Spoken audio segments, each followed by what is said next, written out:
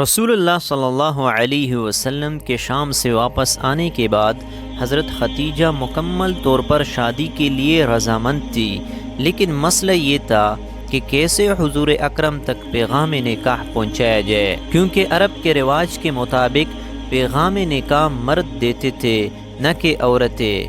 آخرکار جناب خدیجہ نے اپنی سہیلی نفیسہ بنت منیہ کو اپنے گھر بلایا اور اس سے درخواست کی کہ حضرت محمد کی خدمت میں جا کر ان حضرت صلی اللہ علیہ وسلم سے رشتہ ازدواج قائم کرنے کے ان کے ارادے کو بیان کرنے کی ضمن میں جس طرح بھی ممکن ہو سکے ان حضرت کے نظریے کو حاصل کرے۔ نفیسہ نے حضرت محمد سے اس وقت ملاقات کی جب آپ کعبے کا طواف بجانے کے بعد لوٹ رہے تھے۔ نفیسہ نے حال احوال پوچھنے کے بعد آپ سے سوال کیا، اے محمد، آپ شادی کیوں نہیں کرتے؟ ان حضرت صلی اللہ علیہ وسلم نے جواب میں فرمایا، خالی ہاتھ شادی نہیں کی جا سکتی۔ نفیسہ نے کچھ دیر سوچنے کے بعد کہا، اگر میں کسی ایسی خاتون کا تعارف کرواؤں جو جاہ و جمال اور شرافت میں آپ کی ہم پلہ ہو اور کافی مال و دولت کی بھی مالک ہو تو کیا آپ اس سے ازدواج کے لیے آمادہ ہے؟ حضرت محمد نے تھوڑا سا غور کرنے کے بعد فرمایا، وہ کون ہو سکتی ہے؟ نفیسہ نے جواب میں کہا، خدیجہ۔ حضرت محمد صلی اللہ علیہ وسلم نے سوال کیا، کیا وہ شادی کرے گی؟ میں نے تو سنا ہے کہ بہت سے لوگوں نے ان کی خواستگاری کی ہے اور انہوں نے ان سب کا انکار کیا ہے۔ اگر وہ راضی ہو تو میں موافق اور راضی ہوں۔ نفیسہ فوراً جناب خدیجہ کے گھر پہنچی اور انہیں حضرت محمد صلی اللہ علیہ وسلم کی ان کے ساتھ شادی کرنے کی رضامندی کی خبر سنا دی۔ حضرت محمد صلی اللہ علیہ وسلم نے جناب خدیجہ کی آپ سے شادی کرنے کی رضامندی اور ان سے ازدواج کی اپنی دلچسپی اور رضامندی کے بارے میں اپنا چچا ابو طالب عباس اور ابو لہب کو آگاہ کیا۔ ابو لہب نے کہا، میرے بھتیجے، ہمیں عربوں میں بدنام نہ کرنا، تم خدیجہ کے لائق نہیں ہو۔ ان حضرت صلی اللہ علیہ وسلم کے چچا عباس اپنی جگہ سے اٹھ کر کھڑے ہوئے اور ابو لہب سے تیز لہجے میں مخاطب ہو کر کہا، تم ایک پست آدمی ہو۔ خدیجہ میرے اس بھتیجے کے بارے میں کون سا اعتراض کر سکتی ہے؟ محمد صلی اللہ علیہ وسلم دلربا جمال و کمال کے مالک ہے۔ خدیجہ کیسے اپنے آپ کو ان سے برتر ثابت کر سکتی ہے؟ کیا مال یا کمال کی وجہ سے؟ کعبہ کی خدا کی قسم، خدیجہ جتنا بھی محمد سے مہر چاہے، میں گھوڑے پر سوار ہو کر بیابانوں میں گھوم کر اور بادشاہوں کے محلوں میں جا کر اسے مہیا کروں گا۔ جناب ابو طالب اپنے بھائیوں سے صلاح و مشورہ کرنے کے بعد اس نتیجے پر پہنچے کہ سب سے پہلے ضروری ہے کہ جناب خدیجہ کا نظریہ اور ان کی طرف سے ممکنہ شرائط معلوم کیے جائے اور اس کے بعد کوئی فیصلہ کیا جائے۔ اس کے بعد انہوں نے پیغمبر اکرم صلی اللہ علیہ وسلم کی پھپھی صفیہ کو خدیجہ کے پاس بھیجا تھا کہ بلا واسطہ ان سے گفتگو کر کے اس سلسلے میں ان کے نظریے کے بارے میں آگاہی حاصل کرے۔ جناب صفیہ جناب خدیجہ کے گھر گئی۔ جب جناب خدیجہ کو معلوم ہوا کہ صفیہ ان کی ملاقات کے لیے آئی ہے تو دوڑ کر استقبال کرنے کے لیے آگے بڑھے اور انہیں اپنے مخصوص کمرے میں لے گئے۔ جب کمرے میں داخل ہوئے تو اپنی کنیزوں کو حکم دیا کہ جناب صفیہ کے لیے خوردنوش کی لذیذ نعمت لائیں اور ان کے خاطر تواضع کرے۔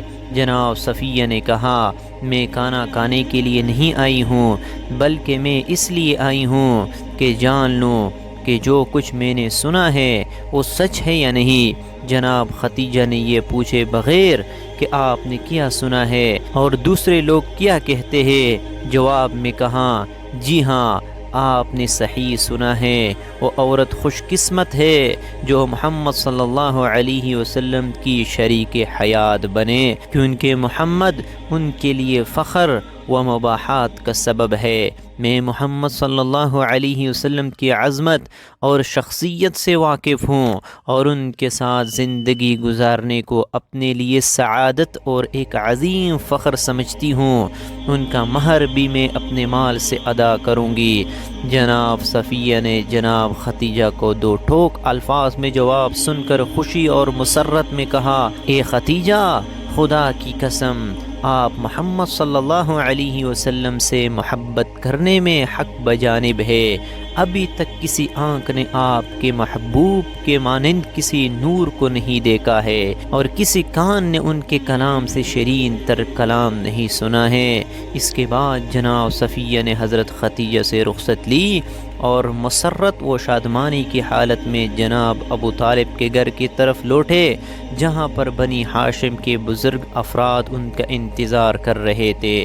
جناب ابو طالب کے گھر میں داخل ہونے کے بعد جناب صفیہ نے بنی ہاشم کے بزرگوں کے سامنے حضرت محمد صلی اللہ علیہ وسلم کی تیہ جناب خدیجہ کے ناقابل توصیف محبت اور احترام کو بیان کیا۔